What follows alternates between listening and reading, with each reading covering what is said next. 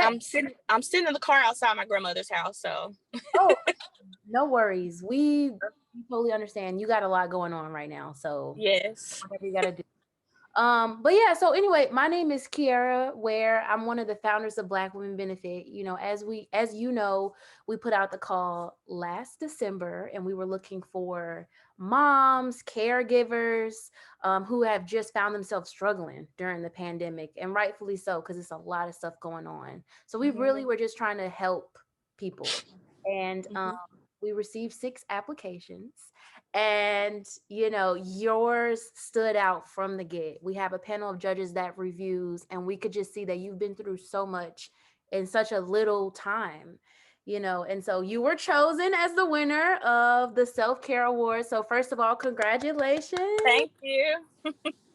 Let me just say you totally deserve it. And I don't want to talk too much about your application because I want the viewers to hear directly from you what you've been going through and just how hard of a time it's been. And also, we just want to learn more about you as a person. So we're gonna get into some questions. Feel free to say as much or as little as you want. It's really your show today. Again, this is our way of giving you your roses, your flowers, and appreciating you because we know it's been so difficult. So, of Thank you so much. course. So, you ready to start? You ready to go? I am. Hmm. And if you see me looking down at my phone, I'm just getting the questions that I have already prepared. Um, Okay. so, first of all, let's talk about who the real Datrian is. Let's get into that. Like, where did you grow up? What are some of your interests? Let's get into all of that. Okay. Well, I am born and raised in Tuscaloosa, Alabama, and I've been here all my life. And that's right outside of Birmingham. It's probably an hour away from Birmingham, Alabama. And so, let me see. I have one kid, a daughter. I'm a single parent, and I like spending time with her. Um, Let me see what else. Um, What do you like to do for fun? I mean, you said you like spending time with your daughter. What do you guys do? well, we as of recently, throughout the pandemic, we haven't really done anything other than just staying at home and visiting my grandmother and doing things at the house. But normally, I would try to take her to visit my sister in Atlanta, or just take her to Chuck E. Cheese or something. That's normally, Mhm. but other than that, we're just homebodies. We stay at the house and do things at home. We read a lot, um, watch movies, and just do fun things like that. I really don't have a big friend circle. I'm an introvert, so I stay to myself. I have two. My family is small as well, so like I have a cousin and my sister that we're close. We talk and things like that. I'm the only one that's here in Tuscaloosa. My other relatives live out of state, and so that's kind of one of the reasons why I fall into the line of caregiver. I'm a power of attorney of my grandmother, and so I take care of everything with far as my grandmother.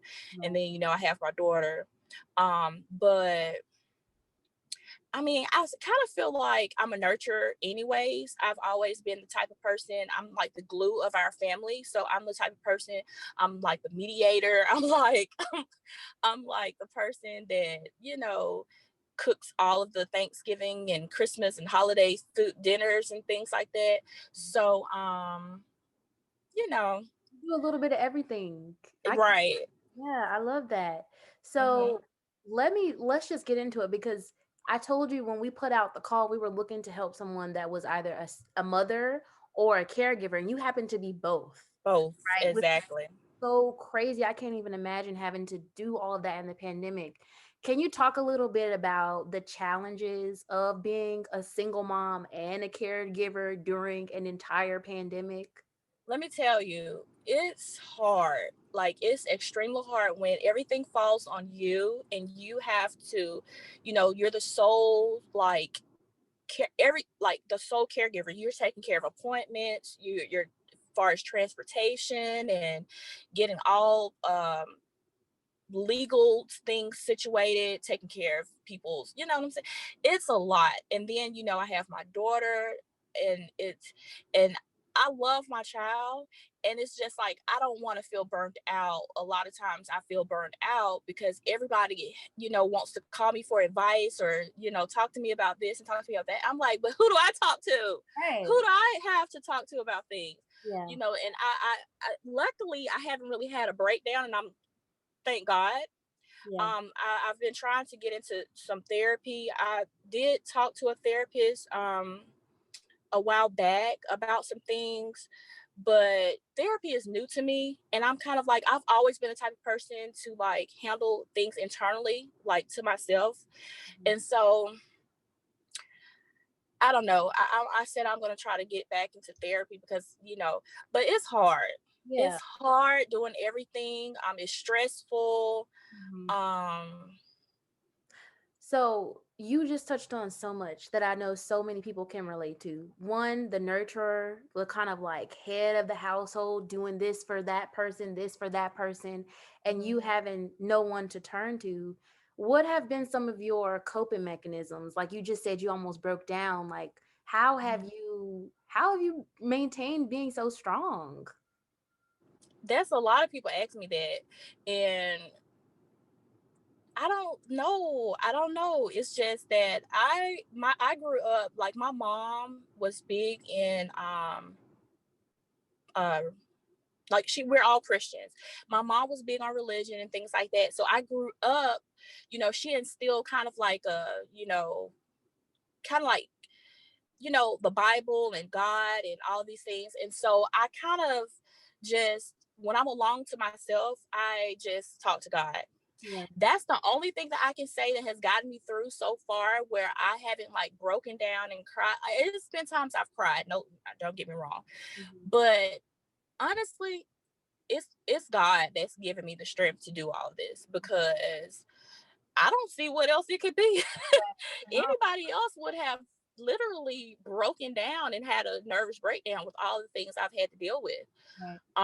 And aside from the caregiving type thing, losing your job, that's like the scariest thing ever. Mhm. Like, it's like, you know, you're living your life, you know, and you're thinking you're stable. I had been on this job for like 4 years. Wow. Really? And yeah, like I'm like like that's what I'm saying. Like my family, like my cousin told me like not too long ago, like, I wish I was more like you, where I can like stay at a job. She's younger than me, but she was just like, I wish I could just stay at a job like you just, but like, I mean, So, if you don't mind, can we talk about that a little bit more too? Like, did you lose your job during the pandemic? Was it a, yes, yeah. yes. So they And the literally, thing, they just, well, the thing is, the job that I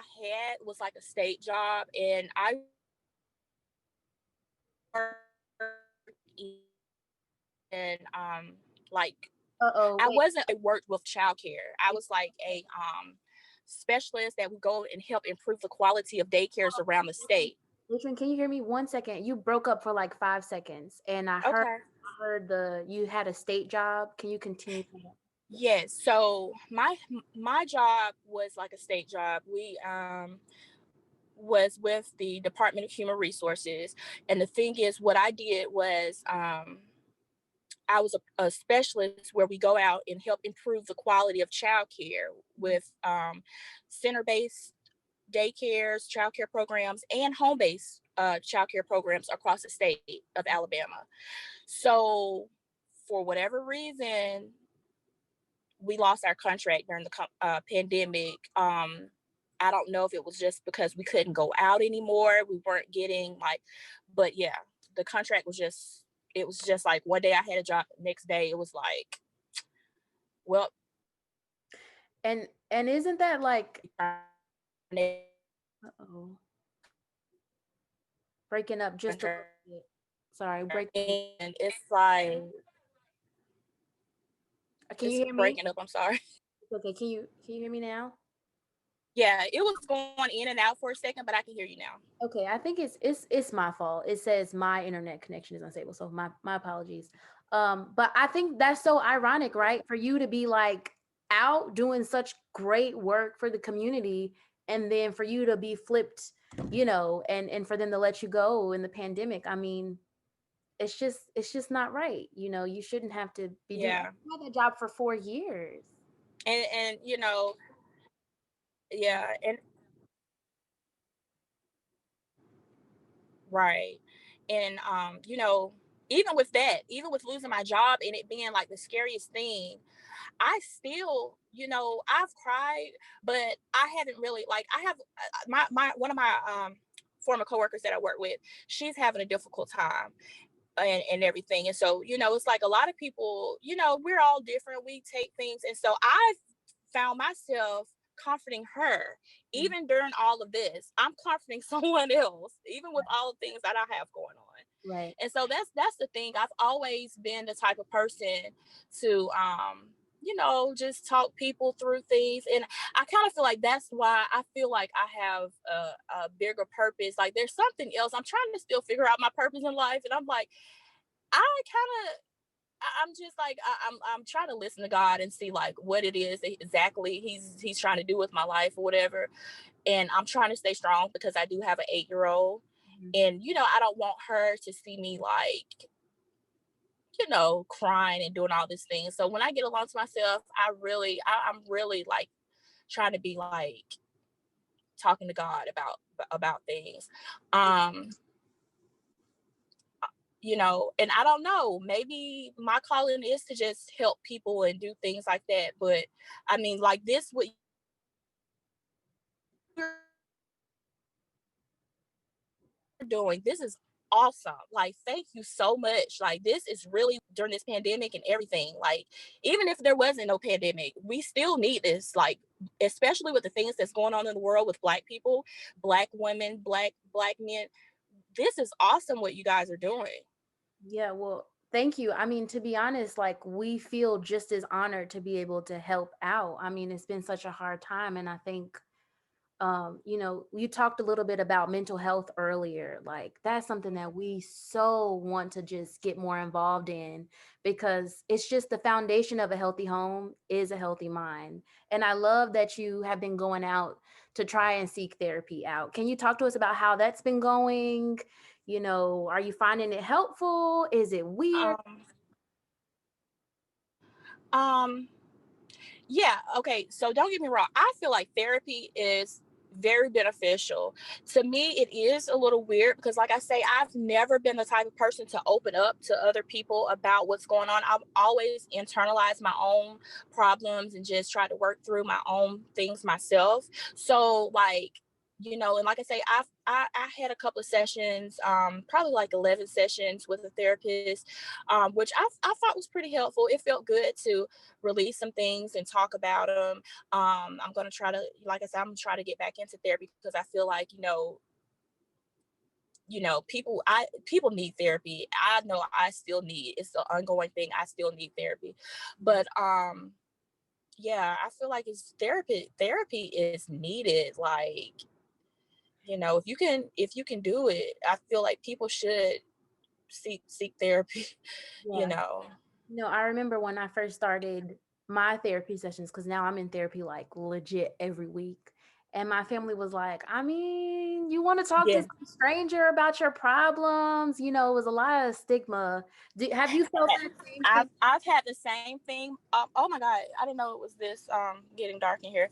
Oh, But my mom actually said the same thing. And coming from a family that's strong and like Christian family or whatever, they have that where it's like, okay, I don't see how this therapy is going to work for you, like, and I understand, okay, talk to God, I do that. But also, God put therapists, like there's therapists down here for a reason. hello? And so and so I just feel that yeah, people have their say, they're gonna have their opinions, but I'm doing what's best for me. And so, like I say, I'm not in therapy right now, but I do plan on getting back into therapy sometime soon. Yeah. But yeah, um definitely. I mean, like you said, what's for you is for you, right? So Yeah. people don't agree, then they don't have to do it. Right. And just to let you know too, we haven't actually unveiled this, but we are kind of piloting this therapy program for Black women free of charge. That'll be more in like a group setting on virtual Mhm. space. So if you are interested in starting the therapy process again, we would love to have you on. And if you're interested, Yeah. I can definitely. I would definitely be interested in that. Great, great. Okay, I'll keep you in mind. Okay. Okay, moving on though. Okay, let's see. One of the things I thought you said that was so interesting.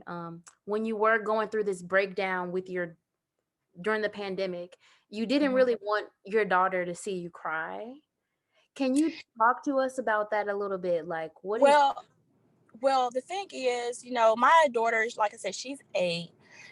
There's a lot of that I don't want to put on her because I don't feel like need to have to deal with. I don't want her because, I know my daughter is very compassionate. Like if I hurt myself, if I stub my toe or something, she's like, Mom, you okay? And so I just know if I was to break down and cry and just for no reason, she's gonna be like, what's the problem? Like, like what can I do? Is it my fault? And I just don't want to bring that on her. I want her to be a kid and just have to, deal with kid things. Yeah, I don't try to put financial things on her, like, talk to her about money and this. I mean, far as like how to count money and things like that, but far as like, worrying about stuff like that, I just don't. I try to shield her from all of that type of thing. Um, I get but yeah, I get yeah, that. And you know what? It's like Black families, we go through so much. yeah, Young children are exposed to so much at a young age. So I right, really understand you wanting to shield your child from that. On the right, other hand, too, I think about just kind of like how, as a Black woman now, I don't even like to cry in front of people because I feel that like sense of like, oh, nobody can see me cry. right. And then I kind of get the feeling, I just feel like sometimes no one people are not going to be just because I feel like I'm a nice person and I like I say I talk to other people and I help other people get to things like my coworker or my former coworker who was like still having a issue like crying and having a hard time. She's like this has never happened to her before. I mean I understand like Yeah, I've never been let go from a job either. right. And it's scary but you know, I don't know where I was going with that. I got It's a sidetracked. lot. It's a lot. Basically, it's a But lot. it's a lot. And so yeah. So let's go through it if you don't mind, because I think it's important for people to kind of visualize you're at this job for 4 years, you're in the community, you're helping people, Mhm. matching folks, daycare, really needed services. At Mhm. the middle of the pandemic, after 4 years of working there, they let you go. Do they call Mhm. you? Do they bring you into the office? Like, and what did you feel like in that moment?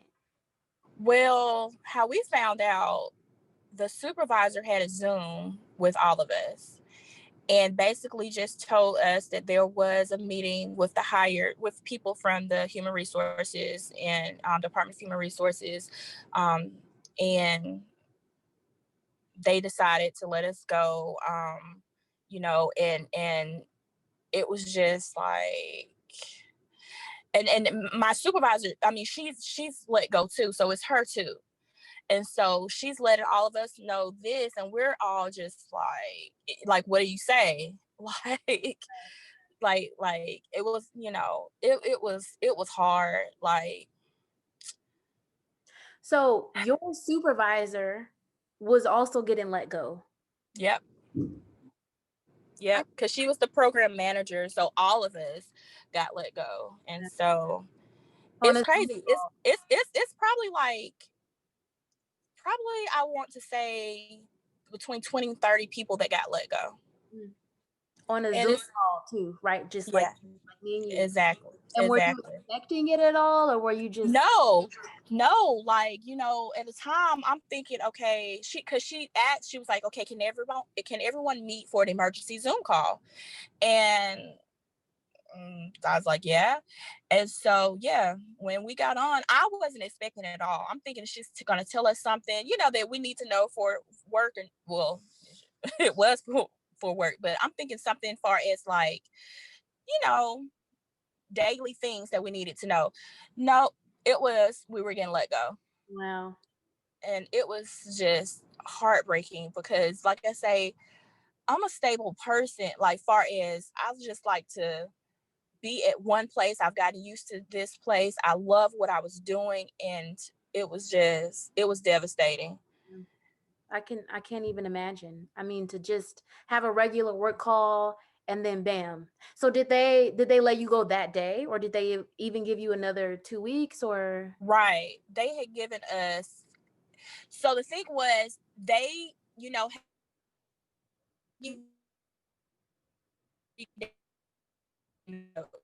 like a 30-day notice or whatever. Instead of like us, the day we got told that we had to get let go, that we were getting let go, you know, we had 90 days until it was just going to be, they were giving us 90 days to find another job basically. And so I'm still looking. I've been, like I say, job searching. I almost didn't see you all's email because it was buried in so much of stuff, like Which and which by the way, when we saw that, I'm like, "Oh my god, this award is going to the right person." We have so many emails from potential jobs that you almost missed our email. yeah. It's crazy. Yeah. And well, it's basically like, when you apply and then they send you like a we've received your resume or we've done this, it was a lot of those emails and other things too. And so when I saw that, and I was just up late one night, I think I had replied back. It was like early in the morning. It was probably like 4 in the morning. I was like up late because another thing too, I haven't been able to sleep. It's like this whole thing, stress already messes with you, and then it's like added on stress, it will cause insomnia. So it's like it's been nights I have not slept at all. Like, just my brain would not let me rest. And so So it's crazy. when you got the call or when you got the email in the middle of the night, what did you feel like? Were you like, Yeah, so the thing was, I was going through my emails and I'm going down and I see you all's email. I'm like, what? And then I look at it and I'm reading, I'm like, and then I saw the deadline. I'm like, oh my God. I'm like, what's today? And it's like 4 a.m. on the 6th. I'm like, oh my God, let me go ahead and reply real quick. Yes, I yeah. accept. Oh I my was excited because I know you all had said that you were gonna pick a winner, by Monday, and I was like, well, I haven't heard anything, or anything. I just assumed that you all went with another, candidate, and so, but when I saw that email, I was like, oh my gosh. right. Yeah, no, we yeah, we actually did email everybody on Sunday. So that's probably why we didn't send the email on Monday. We sent the email on the On Sunday. Sunday. Mm-hmm. But no, we're so glad you were able. We were going to check in with you either way, like send you an Okay. email, like, "Hey, did you want to accept it or not?" Okay. We're glad you saw it. What else was? Oh, so we're getting ready to get low on time, and I see that it's getting dark. I know you got a lot of stuff to do, so I don't want to keep you too longer. Just a few more questions. Is that okay? Okay, that's fine. Okay, perfect. So, let's see. You got your $200 already. You received Yes. support. The money is in your account. We know Yes. it's not a lot of money, but for all of our donors at home, can you just tell us like what are you gonna do with the award? And is it really truly making an impact in your life? Let me tell you, that's $200 that I did not have. that's I know you say it's not a lot, but let me tell you, that's a lot to me.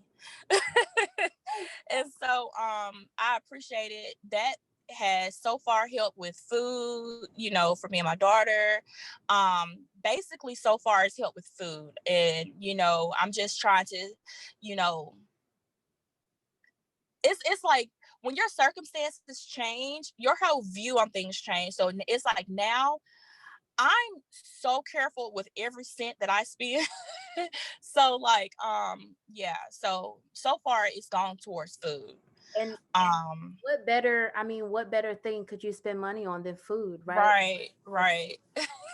Um, no, that's gonna make the reason why I asked is because I think when people our awards are 100% people giving money, like people saying, "I Mhm, have some money to give, help out the next Black woman." So when people hear like she spent most of this money on food, they're going to feel really good about that, right? Because mhm, they know that you needed it, and right. that's what we're here for, to help you. So ideally, because it was a self-care award, we would have loved for you to like spend a little bit on you, I would have loved that too, Yeah. but it's and with being a mother, it's like my whole thing changed where I think about my child.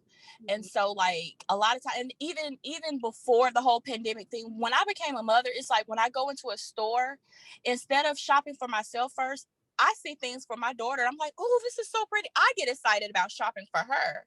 Yeah. So it's like my whole thing is I think about my daughter first. Mhm. So like I know you said this was self-care award for me for the one, but I'm looking at it like it, it's right now. It's got to be for my daughter. We totally It's understand. We totally understand. mhm, I mean, again, you are doing so much. Of course, it has to go to necessities, but hopefully we're going to manifest that you're going to get this job soon, and that's going to free up a little bit of budget because you need to take care of yourself too. Like your family depends on you being the strongest, most just dependable person, so you need to take care. Datrian needs to take care of Datrian too, I understand, and I don't know. I would love to go somewhere on a vacation, like some or something, like whenever I get myself financially able to do that. I would love to just go on a vacation somewhere. Um Yeah. because I haven't been on vacation in a long time. Since I've become the caregiver for my grandmother, Mhm. it's just that I have to be around in case she needs me. And so if I was to go on a vacation for a week or a couple of days somewhere, it's like, okay, who's going to go check on her? Who's going to do this for her? And so really, unless I make arrangements with one of my family members that's out of state for them to come here to watch her, I Mhm. can't really. It's like I'm tired, and that's one thing the therapist had asked me one time. She was like, "Do you just feel like you're stuck?" I definitely feel like I'm stuck, but I care for my family, and I feel like I'm sacrificing some things so that I can care for my family. You know what I mean? So, because I don't want to feel bad. My grandmother is elderly. She is, her health has declined. She's in a wheelchair now. And it's just that I want to do things for her because when she's passed away, she's gone, she's not gonna be here. So I don't know. That's how I look at it. I'm just sacrificing some things right now to help my family. And I feel like things are gonna get better. That's why I want to really get across to other women that's probably in the same situation or struggling during this pandemic that things are going to get better. I know what it looks like right now, but trust me, I honestly do believe, you know, bad things happen for a reason. Um, Pain don't last always, and it's going to get better. Yes. Thank you. Thank you. That's such a beautiful message. And I think that's actually the perfect place to stop the interview. I know you got a lot of stuff to get back to. Um, and I just want to say thank you. I mean, I know this $200 helped you, but sitting here and listening to your story, it's helped me reaffirm that the work that we're doing is important. That there's somebody out there that needs this award, and that there are Black women like you that are literally just doing everything and then some. So Mhm. thank you so, so, so, so much. I want to say to all the donors out there watching, you heard Datrian explain that literally every penny of the $200 award she needed for food, for literal, like everyday help. She needed it. So if you want to help other Black women right now, please subscribe, become a monthly subscriber. We have a $4 subscription. It's only $4 a month. And you can help a Black woman like Datrian, who see Datrian is strong, capable, beautiful, all that. and this award has helped her. So just want to say that quick plug. Datrian, did you want to end? Did you want to say anything to the donors or anybody out there that's watching right now? Yes, I want to say thank you so much for donating, and you know, it's you're helping a lot. The calls that you all have, it's awesome, and thank you so much. Thank you. That was awesome. It was good speaking to you, and let's keep in touch. You know, if you need anything, job hunting, resources, whatever, like we want to be here for you. It's not just give you the $200 and then we don't ever want to talk to you. Like let us know. And I'm going to keep you in the loop about our free therapy program that should be coming out in the next 2 months or so. Okay, Okay. Well, take care, stay safe, and I hope you have a good rest of your night. you too. Thank you so much. Bye. Bye bye.